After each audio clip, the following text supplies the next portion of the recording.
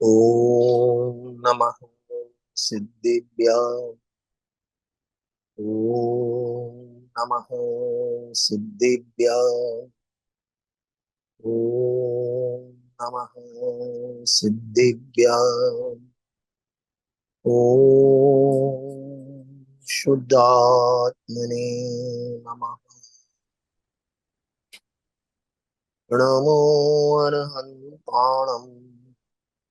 નમો સિદ્ધાણમ. નમો આયર્યાણમ. નમો ઉવજ્જાયાણમ. નમો લોહે સૌવસાહુણમ. સકલ કરમ નો ક્ષય કરી પામ્યા સ્વયં સ્વભાવ. સર્વજ્ઞાની પરમાત્મને નમો કરે બહુભાવ. ઇષ્ટોપદેશ ગ્રંથમાં 47 નંબરની ગાથા આપણે ગઈ વખતે શરૂ કરી હતી. એમાં શિષ્યનો પ્રશ્ન હતો કે જે સ્વરૂપમાં તત્પર રહે એનું ફળ શું આવે. ગાથા એટલે પ્રશ્ન કર્યો, સ્વરૂપમાં જે તત્પર આત્માના અનુભવમાં લીન રહે એનું એને ફળ શું મળે. સિમ્પલ છે, અતિન્દ્રિય આનંદનો સ્વાદ મળે. પણ ગાથામાં આત્મામાં લીન થાય એ પહેલા એક શરત મૂકી છે, વિરમી પર વ્યવહારથી. ત્યાં સુધી આપણી વાત ચાલી હતી, એનાથી આપણે આગળ પણ ચર્ચા કરીશું. એ પહેલા ગાથાનો પાઠ કરીએ. આત્માનુષ્ઠાન નિષ્ઠસ્ય વ્યવહાર બહિસ્થિતઃ જાયતે પરમાનંદઃ કશ્ચિદ્યોગેન યોગિનઃ. વિરમી પર વ્યવહારથી જે આત્મરસ લીન પામે યોગી શ્રી અહો પરમાનંદ નવીન. વિરમી પર વ્યવહારથી એની આપણે ચર્ચા ગઈ વખતે એન્ડમાં કરી હતી અને આજે એની ચર્ચા કરવી છે. વિરમી પર વ્યવહારથી એટલે શું? વિરમી પર વ્યવહાર, વ્યવહાર કોને કહેવાય? કયા વ્યવહારની વાત છે?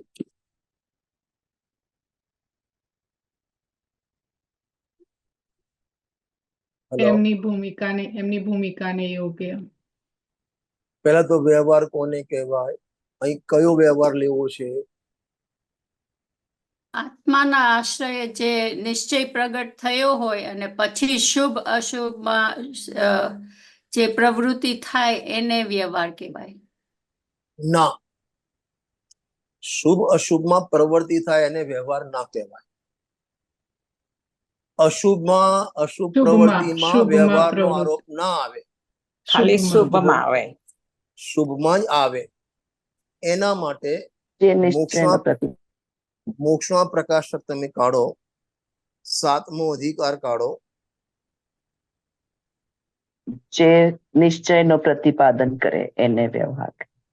નહીં, એ તો બરાબર છે, વ્યવહારની પરિભાષાઓ અલગ અલગ છે. પ્રેરે જે પરમાર્થ ને તે વ્યવહાર સંબંધ. તમને ખ્યાલ છે, વ્યવહારના મુખ્ય બે ભાગ છે, એક સદભૂત વ્યવહાર, એક અસદભૂત વ્યવહાર. સદભૂત વ્યવહાર કોને કહેવાય? સદભૂત કોને કહેવાય? જે ભેદરૂપ કથન કરે એને સદભૂત કહેવાય, અને જે આરોપિત કથન કરે એને અસદભૂત કહેવાય. ફરીથી કહું છું, જે ભેદરૂપ કથન કરે એ સદભૂત વ્યવહાર, જે આરોપિત કથન કરે એ અસદભૂત વ્યવહાર. જેમ સમેસારની 7મી નંબરની ગાથા કે ચારિત્ર દર્શન જ્ઞાન પણ વ્યવહાર કથન જ્ઞાની, તો એ ભેદરૂપ કથન છે. અને 27 નંબરની ગાથા ભેદરૂપ વ્યવહાર છે. અને 27 નંબરની ગાથામાં જીવ દેહ બંને એક છે, વ્યવહાર નહીંનું કથન. બંનેમાં આત્મામાં જ્ઞાન દર્શન ચારિત્ર છે, એ પણ વ્યવહાર નહીં કથન. અને શરીર આત્મા એક છે, એ પણ વ્યવહાર નહીંનું કથન. બંને વ્યવહાર, બંનેમાં ફરક છે. 7મી ગાથામાં સદભૂત વ્યવહાર છે અને 27 નંબરની ગાથામાં અસદભૂત વ્યવહાર છે. કારણ કે શરીરને આત્માને એક આરોપિત કથન કર્યો ને, માટે અસદભૂતમાં લાગે, અને એક દ્રવ્યમાં ભેદ કરવો એ સદભૂત લાગે. તમને એમ ખ્યાલ નહીં આવે, જો એક તો પેંડાનું બોક્સ અને સફેદ પેંડો બંને વ્યવહારના કથન છે.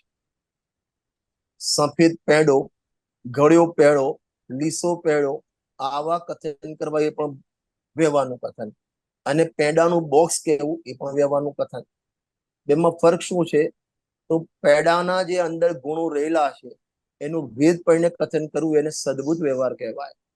અને પેડાનું બોક્સ તો હોય ને, બોક્સ તો પ્લાસ્ટિક અથવા કાગળનું હોય, તો અંદર પેડા છે, પેડાનો આરોપ બોક્સ ઉપર કરી અને એને વ્યવહાર, પેડાનું બોક્સ કેવું એનું નામ વ્યવહાર. એ ઉપચરિત વ્યવહાર, અસદભુત વ્યવહાર કહેવામાં આવે છે. શરીરને આત્માને એક કેવું એ અસદભુત વ્યવહાર છે, ઉપચરિત વ્યવહાર છે. તેલની બરણી, પાણીનો ગ્લાસ, આ બધા ઉપચરિત વ્યવહાર ના કથન છે, અસદભુત વ્યવહાર ના કથન છે. અરે ખ્યાલ આવે છે? હાજી, હા, હાજી. હવે જે આપણો અહીં ટોપિક છે એ મોક્ષ માર્ગનો ટોપિક છે. કયો ટોપિક છે? મોક્ષ માર્ગનો. હવે મોક્ષ માર્ગમાં વ્યવહાર કયો લેવો? હા, એટલે શુભ જે પ્રવૃત્તિ, શુભ નિશ્ચય પ્રવૃત્તિ. મોક્ષમાં, નિશ્ચય મોક્ષ માર્ગ અને વ્યવહાર મોક્ષ માર્ગ. તો આત્માના આશ્રય જે સમ્યક જ્ઞાન ચારિત્રના પરિણામ નિર્બળ પરિણામ પ્રગટ થાય, પર દ્રવ્યંતે ભિન્ન આપને रुचि सम्यक तो भला है, आप रूप को जान पनो सम्यक ज्ञान कला है, आप रूप में लीन रहे तेरी सम्यक चारित्र सोई. તો આ નિશ્ચય રત્નત્રય છે, એને નિશ્ચય મોક્ષ માર્ગ કહેવાય. બરાબર? હવે સમજો ધ્યાનથી, થોડું સૂક્ષ્મ લો, વાંધો નથી ને? જરૂર જરૂર લેજો.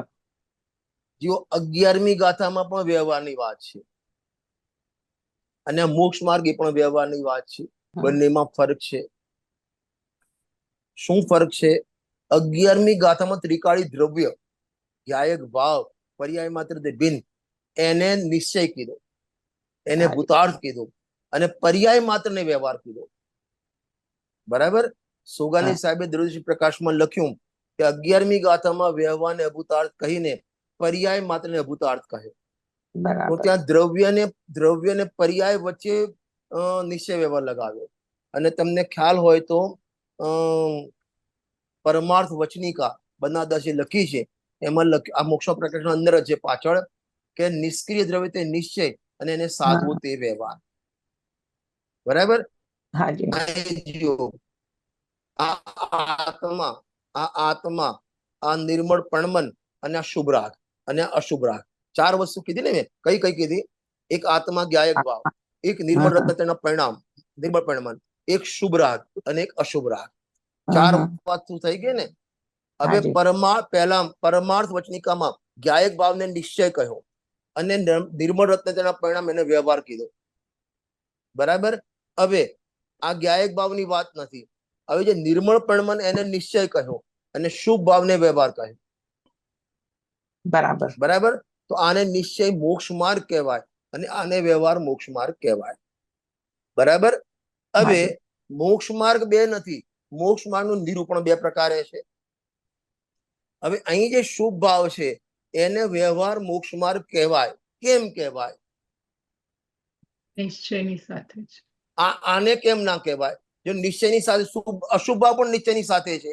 આત્માના નિર્મળ પ્રગટતા થઈ છે, ભરત ચક્રવર્તી છે, એમને નિર્મળ પણ ચાલુ છે, અને 12મા સ્ત્રીનો ભોગ પણ અશુભ ભાવ છે. તો અશુભ ભાવ પણ સાથે સાથે છે. સાથે સાથે હોય એને વ્યવહારનો આરોપ ના આવે. સાથે તો હોવો જ જોઈએ, સાથે તો હોવો જ જોઈએ, પણ અનુકૂળ ને અનુરૂપ હોય એના પર વ્યવહારનો આરોપ. આ અશુભ ભાવ અનુકૂળ ને અનુરૂપ નથી. અશુભ ભાવમાં તો તમારે નિશ્ચય કે વ્યવહારનો આરોપ જ ના આવે. અરે ખ્યાલ આવે છે? સહચર સાથે છે માટે એને વ્યવહાર મોક્ષમાં કહેવાય. એ પરિભાષા અડધી પરિભાષા છે. તો સાથે સાથે તમે લો તો અશુભ ભાવ પણ સાથે સાથે છે, પણ એને વ્યવહાર ના કહેવાય. સહચર પણ હોવો જોઈએ અને એના અનુરૂપ અનુકૂળ હોવો જોઈએ, ત્યારે ને વ્યવહાર કહેવાય. ખ્યાલ આવે છે? બહુ સરસ. જો તમે પેજ નંબર 255 કાઢો, મોક્ષમાં પ્રકાશક.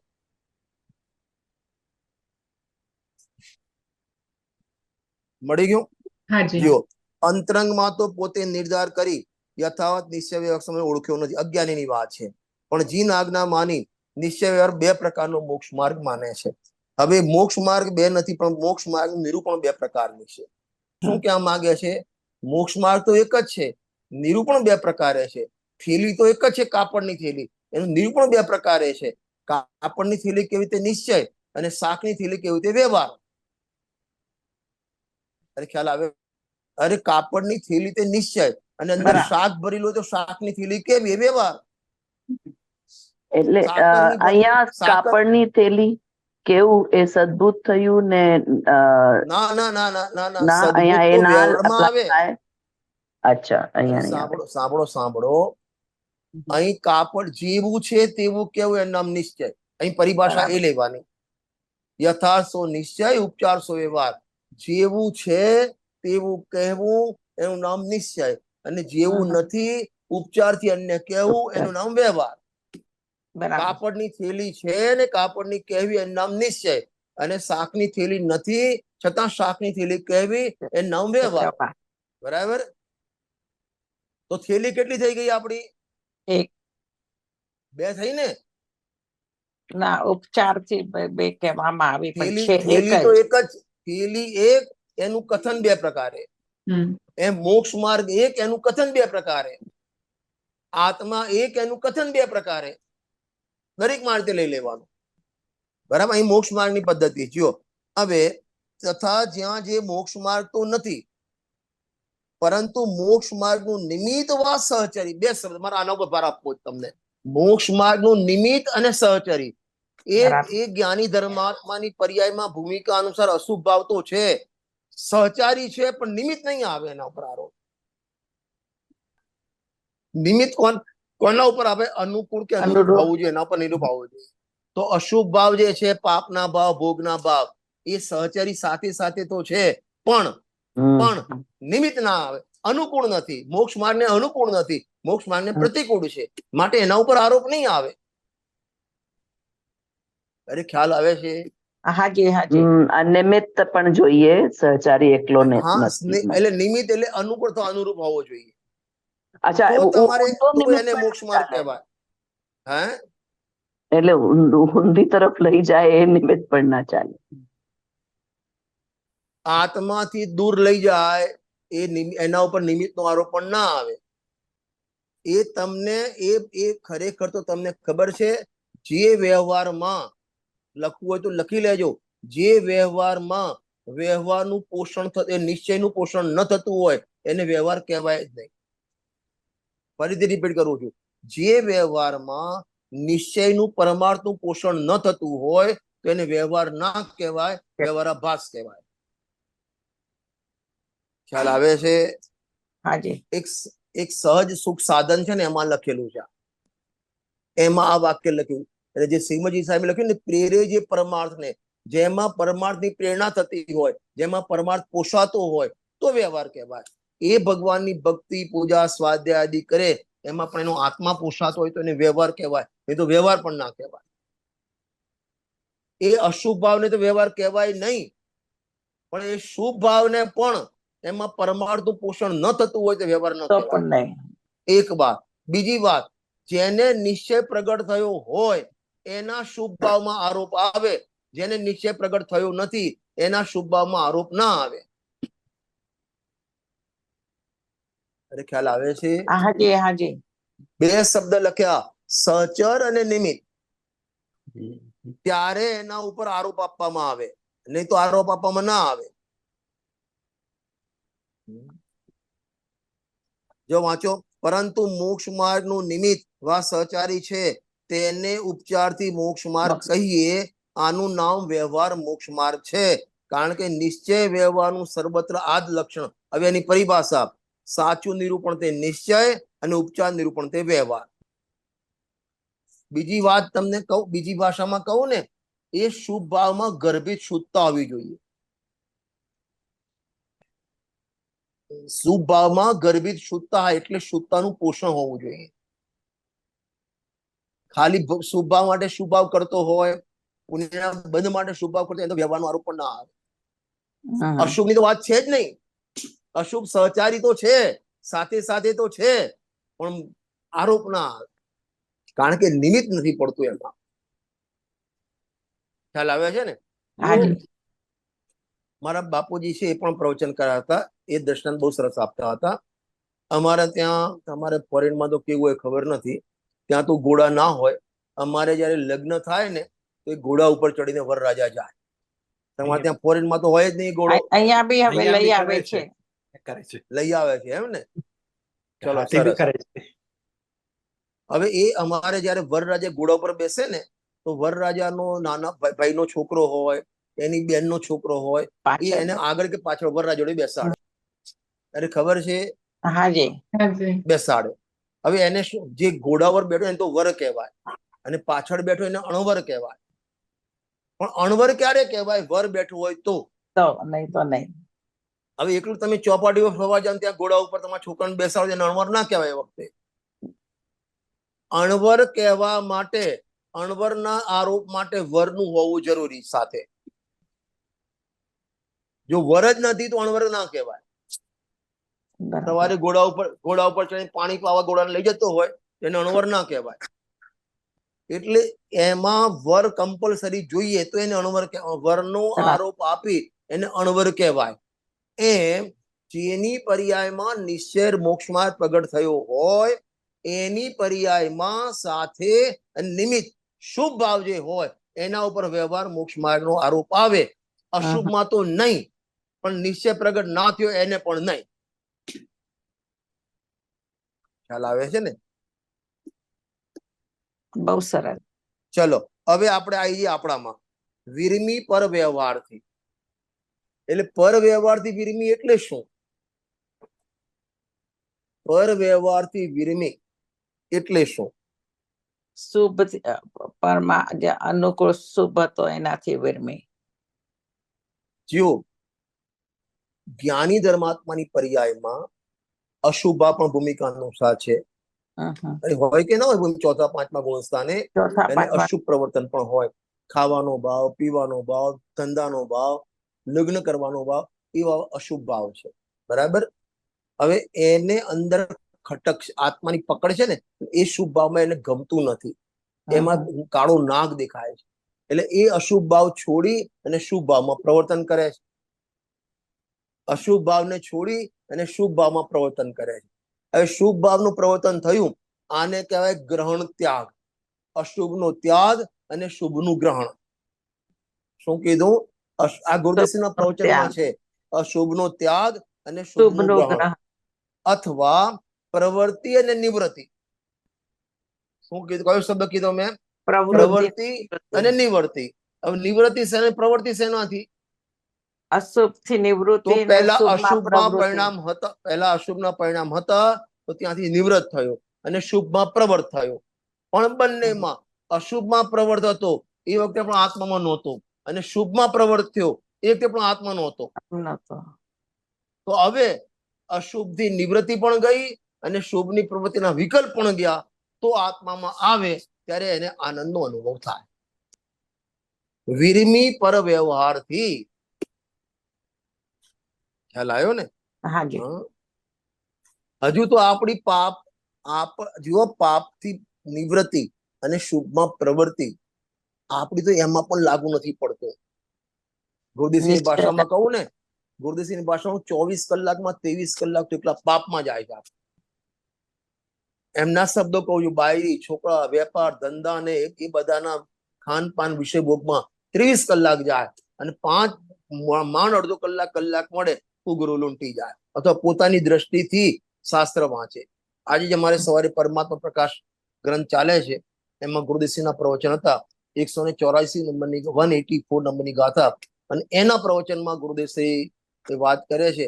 આને હજી નિવૃત્તિનો ટાઈમ, અને જે પ્રવચન રત્નાકર ભાગ 10 અને 392 પાનું છે. પ્રવચન રત્નાકર ભાગ 10 અને પાનું 393, 393. એમાં ગુરુદેવસિંહ કહે છે, જો તમારે મળશે તમને 392 કાઢો, 392 મળી ગયું. હા, થોડું નીચે આવવા દો, હજુ નીચે. કયું પાનું કાઢ્યું? 392. 392.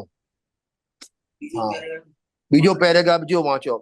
અરે એક તો માણસો શાસ્ત્ર સ્વાધ્યાય કરતા નથી. મળ્યું? હાજી. હાજી.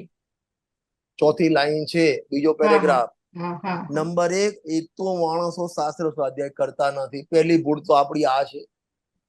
અને આપણે ભ્રમ શું છે, અડધો કલાક કેસેટ સાંભળી લીધી, કોઈ વક્તાનું પ્રવચન સાંભળી લીધું, સ્વાધ્યાય, એ સ્વાધ્યાય ના કહેવાય. એ તો તમે ઉછીનું જ્ઞાન લીધું છે. શાસ્ત્ર લઈને પોતે બેસે અને ચોટી બાંધીને ત્યાં એનું સ્વાધ્યાય કરે, ચિંતન મનન કરે, તો સ્વાધ્યાય છે. અરે ખ્યાલ આવે છે? ઉપયોગ અંદર તમારો એમાં ઉપયોગ ચોંટવો જોઈએ. અને હું તો ઘણી વખત કહું છું, શાસ્ત્ર સ્વાધ્યાય કીડી મકોડાની જેમ કરો. એટલે એટલું શું, કોઈ પણ કીડી હોય ને અથવા મંકોડો હોય, એ કોઈ પણ ગળપણ હોય ને ત્યાં ચોંટી જાય. સહેજ ગળપણ હોય ત્યાં કીડી ચોંટી જાય. એમ આપણો ઉપયોગ શબ્દ ઉપર કીડીની જેમ ચોંટી જવો જોઈએ. મનમાં ચોટ લાગવી જોઈએ અને ત્યાં ચોંટવો જોઈએ. એનું ચિંતન મનન અપેક્ષાઓ વિચારે. ખાલી વાંચી જવું, સાંભળી લેવું, એ સ્વાધ્યાય છે જ નહીં. એ તો રૂઢી છે. અંદર ઉહાપો થવો જોઈએ. નંબર 1, માણસો શાસ્ત્ર સ્વાધ્યાય કરતા નથી. અને કદાચિત આગળ વાંચો, કદાચિત અને કોઈ કરે તો પોતાની મતિ કલ્પનાની શાસ્ત્રનો અર્થ કરે.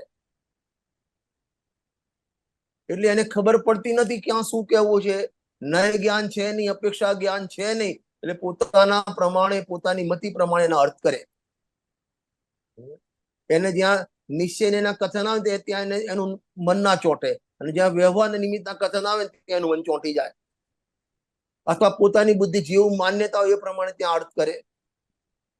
ગુરુદેવશ્રીના વખતે બંસીધર પંડિતજી બીજા 50 પંડિતજી લઈને આવ્યા હતા. બંસીધર પંડિતજી એ વખતના જેના મોટા પંડિત, સંસ્કૃતના જ્ઞાતા કહેવાય. એ આવ્યા તેને સમય ત્યાં સોનગઢ થોડા દિવસ રોકાયા હશે. એ ઉભા થઈને એમને કીધું કે અમે શાસ્ત્ર વાંચતા તો હતા, સભા વાંચતા હતા, પણ અમારી નિમિત્તાધીન દ્રષ્ટિ હતી. એટલે નિમિત્તની જ વાત પુષ્ટ કરે, ઉપાદાનની પુષ્ટ ના કરે. એક ગુરુદેવશ્રી છે, નિમિત્તમાંથી ઉપાદાન કાઢે, વ્યવહારમાંથી નિશ્ચય કાઢે. ખ્યાલ આવે છે ને? હાજી. પોતાની મતિ કલ્પનાથી વાંચે. પહેલા તો વાંચે નહીં, અને વાંચે તો પોતાની મતિ કલ્પનાથી વાંચે. આગળ વાંચો, પણ શાસ્ત્રનો અભિપ્રાય શું છે તે પ્રત્યે પોતાના જ્ઞાનને દોરી જતો નથી. કહેવાનો અભિપ્રાય શું, પ્રયોજન શું, ત્યાં નજર જતી નથી. એટલા માટે સમયસારની પહેલી જ ગાથામાં 5 વસ્તુ લખી. કોઈ પણ તમે વાંચો, શબ્દાર્થ, નયાર્થ, મતાર્થ, આગમાર્થ અને ભાવાર્થ. દરેક વખતે આ 5 વસ્તુ કાઢવાની. ફરીથી બોલું છું, શબ્દાર્થ, નયાર્થ, મતાર્થ, આગમાર્થ અને ભાવાર્થ. દરેક માંથી 5 વસ્તુ કાઢવાની. ખાલી વાંચી જવું, એમ ન્યૂઝપેપર વાંચી એમ વાંચી નહીં જવાનું. પહેલા તો વાંચે નહીં, અને વાંચે તો પોતાની મતિ કલ્પનાથી એ કરે. અને હું તો મારી જાતના ઉપર કહું છું, તમે પણ વિચારજો, આપણા બધા મુમુક્ષુમાં એક માઇનસ પોઈન્ટ છે. કલાબેન, કયો? એટલે બસ એમ લાગે કે મને સમજાઈ ગયું. બધા બહુ નિશ્ચયાભાસી થઈ ગયા છે કે મને બહુ આવડે છે. હલો, આવે છે અવાજ? હવે આવે હવે છે, આવે, હવે આવે. આવે છે. અવાજ સંભળાય છે? હા, સંભળાય છે. સંભળાય ઓકે, છે. ઓકે. હા, એક- મને સંભળાય છે. હા. હા, રજનીભાઈ, એક પ્રશ્ન છે. અત્યારે શાસ્ત્ર હલો. અભ્યાસ ખૂબ સારી વાત કરી. હાજી. તો શાસ્ત્ર અભ્યાસ પછી જે ગ્રુપમાં ડિસ્કશન હમ. થતું હોય તો ત્યારે કઈ રીતની સાવધાની રાખવાની? હમ. કારણ કે ઘણા વખત વિષયથી વિષાંત થઈ જવાય છે. તો હું પછી એ જ કહું છું ને, આપણો પહેલો માઇનસ પોઈન્ટ આપણો મોક્ષનો કયો છે કે આપણે શાસ્ત્ર સ્વાધ્યાય તો થોડી હેબિટ પડી ગઈ છે, પરંતુ એનો ફોલોઅપ થતો નથી. શાસ્ત્ર સ્વાધ્યાયનો ફોલોઅપ થવો જોઈએ. પોતે એકાંતમાં બેસીને થોડું વિચારે, ચિંતન કરે, મનન કરે, અને અંદર પ્રશ્નોત્તર કરે જાતે મનમાં. અને પછી પાછું ના સમજાય તો પોતે જાતે વાંચે, પછી ન સમજાય તો વક્તાને પૂછે. આ ટાઈપની પ્રથા આપણામાં બંધ છે. અને ગુરુદેવશ્રી કહે છે આ માર્ગમાં આવ્યા પછી પણ 2 ચાન્સીસ છે ફસાવાના. એક શુભ ભાવમાં ધર્મ માનીને સંતુષ્ટ થઈ જાય, અથવા ક્ષયોક્ષમ જ્ઞાનમાં સંતુષ્ટ થઈ જાય. અને એટલા માટે વચનામૃતમાં બેનસીબેને લખ્યું, આવડતના અભિમાનથી અને બહાર પડવાના પ્રસંગથી જોજનો દૂર રહેવા જેવું છે. ખ્યાલ આવે છે ને? વિચારો ભાઈ. શાસ્ત્રનો અભિપ્રાય શું છે? આ જે કથન કહ્યું કોના માટે કહ્યું છે, કયા મત ખંડન મંડપ માટે કહ્યું છે, પ્રયોજન શું છે, આ બધું વિચારવું જોઈએ. કઈ નયનું કથન છે. એ આચાર્ય બધી જગ્યાએ નામ લખે કે આ વ્યવહાર, ત્યાં પ્રથમાનું એમ લખે ભરત મહારાજને 96,000 રાણીઓ છે, વ્યવહાર નહીંથી, એમ લખે બધામાં. નહીં. આપણે ત્યાં નક્કી કરવું કઈ નયનું કથન છે આ. એટલા માટે ટોલમલજી સાહેબે વક્તા અને શ્રોતાનું સ્વરૂપ જે પહેલા અધિકારમાં લખ્યું ને, ત્યાં બહુ સરસ વાત કરી છે. વક્તા સર્વદેશ નયોનો જ્ઞાતા જોઈએ અને શ્રોતા એક દેશ નયોનો જ્ઞાન. થોડું ઘણું નયોનું જ્ઞાન હોવું જોઈએ, જરૂરી છે નય જ્ઞાન. એના વગર તમારા શાસ્ત્રમાં પ્રવેશ નહીં થાય. માઇલ ધવલકારે તો નય ચક્રમાં લખ્યું છે, સાંભળ ધ્યાનથી, કે આ જીવને અનાદિથી પર્યામાં મિથ્યાત્વ છે અને મિથ્યાત્વથી પરિભ્રમણ કરે છે, અને એ મિથ્યાત્વનું ભેદન સમ્યક દર્શન થાય. સમ્યક દર્શન આત્માના દર્શન થાય, અને આત્માનું દર્શન આત્માના જ્ઞાન પૂર્વક થાય, અને આત્માનું જ્ઞાન જીનાગમના માધ્યમ થાય, અને જીનાગમ નયમાં વણેલી છે, માટે નય જ્ઞાન કમ્પલસરી છે. એટલે ખ્યાલ આવે છે? હાજી. તમારે ઇંગ્લિશ ન્યૂઝપેપર વાંચવું હોય અને તમને એબીસીડી ના આવડતી હોય તો ચાલે? ના ચાલે. બસ જેમ એબીસીડી કમ્પલસરી, જેમ નય જ્ઞાન કમ્પલસરી છે. અને એટલા માટે સમયસારની 27 નંબરની ગાથામાં ઉપર લખ્યું છે, તું નય જ્ઞાનને સમજતો નથી. વાંચી લેજો 27 નંબરની ગાથા. તું નય વિભાગને સમજતો નથી. આ શબ્દ વાપર્યો છે. આપણે ગોટા કેમ ચડે છે? અથવા આમાં શું થાય કે નય જ્ઞાન ના હોય ને, અપેક્ષાઓ ખ્યાલ ના હોય ને, એટલે કાં તો અર્થનો અનર્થ કરે અથવા એકાંત કરે. એકાંત કઈ રીતે કરે? એક જગ્યા કીધું રાગ પૂદગલનો છે, રાગનો કરતા પૂદગલ છે. હવે એકાંત લઠ્ઠું પકડી રહે, બીજી ગાથામાં રાગનો કરતા આત્મા છે, તો એના ભાવમાં ચડી જાય કે આ તો સ્થૂળ વાત છે, આગમની વાત છે, જ્ઞાન અપેક્ષા કરે. અરે ભાઈ, કુંદકુંદ આચાર્ય દેવે લખ્યું છે પ્રવચન સારની 189 નંબરની ગાથામાં, 189 નંબરની ગાથામાં, આ આત્મા રાગનો કરતા છે. એ શુદ્ધ દ્રવ્યનું નિરૂપણ કથન છે, શુદ્ધ દ્રવ્યનું, અને નિશ્ચયનું કથન. આ શબ્દ વાપર્યા. શેનો કરતા? રાગનો કરતા. રાગનો કરતા. અને એ જ કુંદકુંદ આચાર્ય રાગનો કરતા આત્મા છે, આ શુદ્ધ નયનું નિરૂપણ છે, નિશ્ચય નયનું કથન છે. અને એ જ કુંદકુંદ આચાર્ય દેવ સમય સારમાં કઈ રાગનો કરતા માને મિથ્યા દ્રષ્ટિ છે. હવે તમને અપેક્ષા ખ્યાલ ને, તમે ગોટે ચડી જાઓ. એ ચલો, આ તો બે મેં પ્રવચન સાર સમયસારની કમ્પેરિઝન કરી. હવે સમયસારમાં જ લો. એક અધિકારમાં કે અજીવ અધિકારમાં રાગ ને બધું એક જ છે, પૂદગલ નિવારણ. વર્ણાદિથી રાગાદિ પણ જેટલા 29 બોલો બધું પૂદગલની રચના છે. અને એ જ સમયસારના તમે બીજા અધિકારમાં જાઓ તો રાગનો કરતા આત્મા લખ્યો, પરમસ્ય કરતા. ચલો, આ તો એક ગ્રંથ, બે અધિકાર. હવે એક જ અધિકાર ઉપર આવીએ. કર્તા કર્મ અધિકાર તમે લો તો 69 થી 79 ગાથા, 11 ગાથામાં રાગને પૂદગલનો કહ્યો.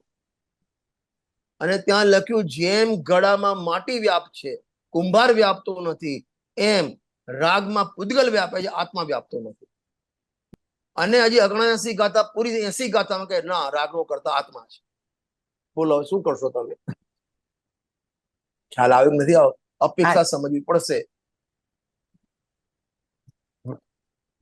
એટલે નયનું જ્ઞાન બરાબર હોવું જોઈએ. હોવું જોઈએ. અને આપણામાં તકલીફ બીજી શું છે ખબર છે? અમારે ત્યાં કહેવત છે, અધૂરો ગળો છલકાય ઘણો, બરાબર ને? એટલે નય જ્ઞાનનું આપણને પૂરું જ્ઞાન અધૂરું જ્ઞાન છે. એટલે વાતમાં 12મા લૌકિકમાં આપણે નયોનો પ્રયોગ કરીએ છીએ. આપણે કે બોલો કેમ છે ભાઈ તમારી તબિયત? અરે આત્માને શું થાય? આત્મા તો આ તો જડ છે બધું. ભગવાનની ભક્તિ પૂજા કરવા કેમ નથી આવતા? કે રાગ તો પૂતગલના પરિણામ છે અને આસરો બંધ પરિણામ એનાથી બંધ થાય છે. આ દોઢ ડાયો કહેવાય. એમાં નહીં લગાડે. એમાં નહીં લગાવે. આપણે કે આ કોણ છે? મારી વાઈફ આ કોણ છે? કે મારા પત્ની વ્યવહાર નહીં થી. પણ શું કાતર ત્યાં વ્યવહાર શબ્દ બોલવો પડે ત્યાં? અરે એમ નહીં, હું એમ કહું આ પત્ની આ કોણ છે? મારી પત્ની છે, વ્યવહાર નહીં તો નિશ્ચયથી બીજાની પત્ની છે. જ્યાં નય લાગતા હોય ત્યાં લાગે, બધામાં નય ના લાગે. રજનીભાઈ, એક હાજી. સવાલ છે બોલો કે ને. આ નયનું જ્ઞાન ઈ કયા અનુયોગમાં જાય? નયનું એકે અનુયોગ નય વગર ના હોય. ભગવાનની વાણી નય વગરની હોય જ નહીં. તમે એક પણ બરાબર. અનુયોગ કાઢીને બતાવો મને, જેમાં એક પણ અનુયોગની વાત હોય, એક પણ પાનું કાઢીને બતાવો કે આમ નયનો પ્રયોગ ના હોય. અરે નય વગર કથન જ ના થઈ શકે. તમે કંઈ પણ બોલશો નય લાગશે. ચારે અનુયોગ નય ના પર લે છે. પણ એટલું વિશેષ છે. કર્ણાનુયોગ, પ્રથમાનુયોગ અને ચરણાનુયોગ એમાં વ્યવહારની મુખ્યતા છે. આ ત્રણ અનુયોગોમાં ચરણાનુયોગ, પ્રથમાનુયોગ, કર્ણાનુયોગમાં 99% તમને વ્યવહારનો પ્રયોગ જોવા મળશે. જીવે કર્મ બાંધ્યા, જીવે કર્મ છોડ્યા, કર્મનું ઉત્કર્ષણ, કર્મનું અપકર્ષણ, જીવે કર્યું, આ કર્યું, તે કર્યું, આવા પરિણામથી આવો બંધ થાય. આ બધા વ્યવહારના કથન છે. ચરણાનુયોગમાં મુનિરાજને આમ કરીને ચાલવું, આમ બેસવું, આમ કરવું, ફલાણું કરવું, ઢીકણું કરવું, બધા વ્યવહારના કથન છે. સમયસર કે ના આત્મા ચાલી શકતો નથી, બોલી શકતો નથી. ચરણાનુયોગ કહેશે કે ના ભાઈ હિતમિત પ્રિય વચન બોલવા. સમયસર કે તું બોલી શકતો નથી. તો પ્રથમાનુયોગ, ચરણાનુયોગ અને કર્ણાનુયોગ એમાં વ્યવહાર નયની મુખ્યતાથી કથન છે મોટા ભાગે. જ્યારે દ્રવ્યાન યોગમાં નિશ્ચયની મુખ્યતા છે, આત્માની પ્રધાનતા છે. અને તમને ખ્યાલ હોય તો સમયસારની 11 નંબરની ગાથા અને એનો ભાવાર્થ. સમયસારની 11 નંબરની ગાથા જે આમ વિશ્વ પ્રસિદ્ધ ગાથા, વ્યવહારને ભૂતાર્થ દર્શિત શુદ્ધ નહીં ભૂતાર્થ છે એ વાળી ગાથામાં એના ભાવાર્થમાં જયચંદજી પંડિત સાહેબે લખ્યું છે, આ જીવને અનાદિથી વ્યવહારનો પક્ષ છે. નંબર 2, જીનવાણીમાં પણ નિશ્ચયનો હસ્તાવલંબ જાણી ઘણો ઉપદેશ કરે. જો કાઢો તમે 11મી કાઢી તો હું પણ કાઢી લઉં. 11મી ગાથા મળી ગઈ ને? હાજી, હા હા હા જુઓ, એમાં વચ્ચે 10 લાઈન છોડીને પ્રાણીઓને ભેદરૂપ વ્યવહારનો પક્ષ તો અનાદિકાળથી જ છે. મળ્યું? હા બસ ત્યાં અહીંથી આ પીળા કલરનો ડોટ છે ને, પ્રાણીઓને મળ્યું? હા બસ હાજી હાજી પ્રાણીઓને ભેદરૂપ વ્યવહારનો પક્ષ તો અનાદિકાળથી છે. અને ઉપદેશ પણ બહુધા પ્રાણીઓ પરસ્પર જયારે બધા ભેગા થાય ને ત્યારે આજ વ્યવહારનો ઉપદેશ કરે. આ કરવું, આ ખાવું, આ ના પીવું, ઉપવાસ કરવા, એકાસન કરવા, વ્રત કરવા, તપ કરવા, દાન કરવું, આ જ ઉપદેશ આપે. અને જીનવાણીમાં વ્યવહારનો ઉપદેશ શુદ્ધ નયનો હસ્તાવલંબ સહાયક જાણી બહુ કર્યો છે. મળ્યું ને? 3 વાત કરી. એક તો વ્યવહારનો પક્ષ છે, ચર્ચા પણ એની કરે છે, અને જીનવાણીમાં પણ ઘણો ઉપદેશ વ્યવહારનો છે. પણ આગળ સરળ એનું ફળ સંસાર છે. હવે જો વ્યવહારનું ફળ સંસાર નથી, એની માન્યતા. અરે સાંભળો તમે, વ્યવહાર નહીં તો શુદ્ધ જ્ઞાનનો અંશ છે. નય સમ્યક શુદ્ધ જ્ઞાનનો અંશ છે. હવે જો તમે એને વ્યવહાર નહીં ખોટી કહો અથવા વ્યવહાર નું ફળ સંસાર કહો તો શુદ્ધ જ્ઞાનનું ફળ સંસાર થાય. અને એ ઉપદેશ વ્યવહાર નિશ્ચય બંને ઉપદેશ કોને? ભગવાને આપ્યો છે. તો ભગવાનનું કેવળ જ્ઞાન પણ સંસારનું કારણ થાય. તો વ્યવહારનું ફળ સંસાર નથી, પણ વ્યવહારને પરમાર્થ માનવો, વ્યવહારમાં અટકવું, એનું ફળ સંસાર છે. વ્યવહારને વ્યવહાર માનો, નો પ્રોબ્લેમ, પણ વ્યવહારને પરમાર્થ માને, વ્યવહારનો પક્ષ કરે, વ્યવહારની એની પકડ હોય, એ સંસાર પડે. પ્રતિપાદમાં તો વ્યવહાર જ આવશે. અરે કલશ ટીકામાં તો લખ્યું કથન માત્ર વ્યવહાર. તમે બોલ્યા ને ત્યાં વ્યવહાર ઉભો થઈ ગયો.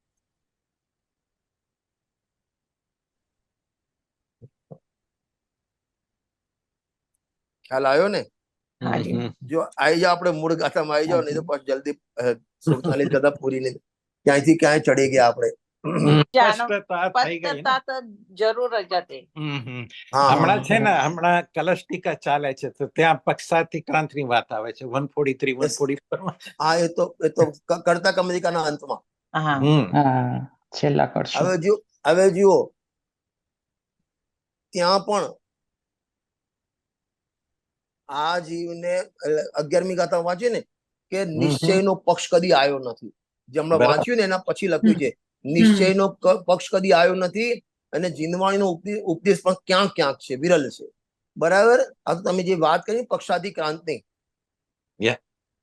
તો ત્યાં જે લખ્યું સમજો ધ્યાનથી, ત્યાં 11મી ગાથા નિશ્ચયનો પક્ષ નથી આવ્યો, અને 143 44 ગાથામાં લખ્યું નિશ્ચયનો પક્ષ હોય તેથી શું તત્કિમ.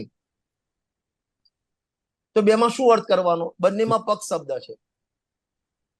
અરે ખ્યાલ આવે છે? હા, ખ્યાલ આવે છે. એ જે સમયસારની 143 ગાથા પહેલા 20 કળશ લખ્યા ને, એકસ્ય બધો ન તથા પરસ્ય ચિતિ દ્વય દ્વૈતી પક્ષપાતો યસ તત્વ વેદી ચુત પક્ષપાત તે નિત્યમ ખલુ ચિત ચિદેવ. એક નહીં એમ કે છે કે આત્મા કરતા છે, બીજો નહીં કે છે આત્મા તો અકર્તા છે, પણ આ તો બે નહીંના પક્ષ છે. તેથી શું? ચિત સ્વરૂપ જીવ તો ચિત સ્વરૂપ છે. એનાથી શું લાભ? બરાબર. તત્કિમ, એનાથી શું લાભ? નિશ્ચયના પક્ષમાં આવ્યો તેથી શું? તો અહીં જે 143 નિશ્ચયના પક્ષમાં તેથી શું? કે ખાલી તો નિશ્ચયના વિકલ્પ તેને કઈ આત્મા નહીં આવે. આત્મા કરતા કરતા ખાલી વાતો કઈ કશું નહીં, પણ અંદર ડૂબકી મારવી પડશે તારે. બરફ ઠંડો ઠંડો એમ નહીં, બરફ પર હાથ મૂકવો પડશે તારે. તો ત્યાં પક્ષનો અર્થ વિકલ્પ કરવાનો છે. અને 11મી ગાથામાં પક્ષ એટલે એને આત્માની વાત ગમતી નથી, બરાબર. નિશ્ચયની વાત ગમતી નથી, એ વાત છે. બંને છે, એમાં પક્ષ. બંને અને મોક્ષમાં પ્રકાશકમાં ઉભયાભાસીમાં પણ એટલે ઉભયાભાસી, નિશ્ચયાભાસી, વ્યવહારાભાસી એ પણ પક્ષ છે. પણ ત્યાં પક્ષ એટલે હઠાગ્રહ, દુરાગ્રહ, એકાંત. ત્રણેય જગ્યાએ પક્ષ શબ્દ છે, ત્રણેય પક્ષનો અર્થ અલગ અલગ છે. ખ્યાલ આવે છે ને? હાજી. ચલો, તો અહીં જે આપણે વાતે વડા નહીં થાય, કરવું પડશે. હા, એ તો તારે એમાં ડૂબકી મારી એટલે ખાલી આત્માની વાતો કરે એનાથી કશું નહીં થાય. પહેલા તો નય જ્ઞાન ખબર નથી, હવે નયના વિકલ્પમાં ઉલझे તો પણ ખોટું છે. એટલા માટે નય ચક્રમાં એક બહુ સરસ વાત લખી છે કે આત્મા પક્ષાતી ક્રાંત છે. સમજ ધ્યાન, આત્મા પક્ષાતી ક્રાંત છે, અને પક્ષાતી ક્રાંત થવા માટે નયના વિકલ્પ, નયનો નિષેધ પણ જરૂરી છે. પહેલા સાંભળજો ધ્યાનથી, વસ્તુને સમજવા માટે નયોના વિકલ્પ જરૂરી છે, અને વસ્તુના અનુભવ માટે એ વિકલ્પનો નિષેધ જરૂરી છે. ફરીથી રિપીટ કરું છું, વસ્તુને સમજવા માટે, આત્માનું સ્વરૂપ સમજવા માટે નયના વિકલ્પ જરૂરી છે, કમ્પલસરી છે. અને આત્માનું સમજ્યા પછી અનુભવ કરવો હોય તો એ વિકલ્પ નિશ્ચિત પણ જરૂરી છે. જેમ એક ચોકલેટ હોય ને, ચોકલેટ એના ઉપર એક ટ્રાન્સપરન્ટ વેપર ચડાવવામાં આવે છે, પ્લાસ્ટિક ચડાવવામાં આવે છે. ખબર તમારે ત્યાં હોય છે એવું? પ્લાસ્ટિક ચડાવે, કવર ચડાવે, બરાબર.